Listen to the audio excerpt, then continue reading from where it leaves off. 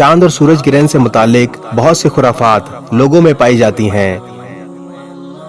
کچھ لوگ سورج گرہن کو آپ صلی اللہ علیہ وآلہ وسلم کے بیٹے کی وفات سے منسوب کرتے تھے۔ اکثر لوگوں کا یہ بھی کہنا ہے کہ حاملہ خواتین سورج یا چاند گرہن کے وقت لوہے کی کسی بھی چیز سے کام نہ کرے۔ کہا جاتا ہے کہ حاملہ خواتین کینچی، چھری اور سلائی کڑھائی جیسے امور سے اجتناب کرے ورنہ بچہ معذور پیدا ہوگا۔ بعض لوگ سورج گرہن اور چاند گرہن کو منحوس سمجھتے ہیں۔ جس دن گرہن نکلا ہو اس دن کو بدقسمتی کا دن سمجھا جاتا ہے۔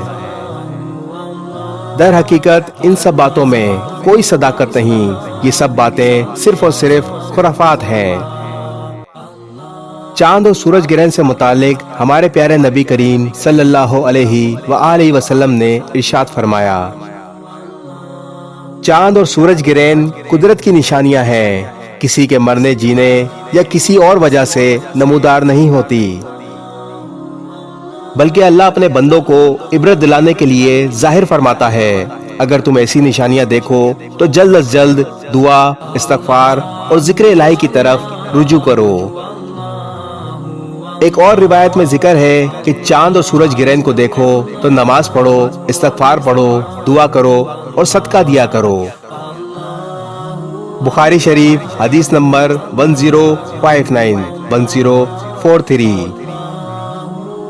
سورج گرہن کے وقت نماز کسوف اور چاند گرہن کے وقت نماز خسوف ادا کی جاتی ہے۔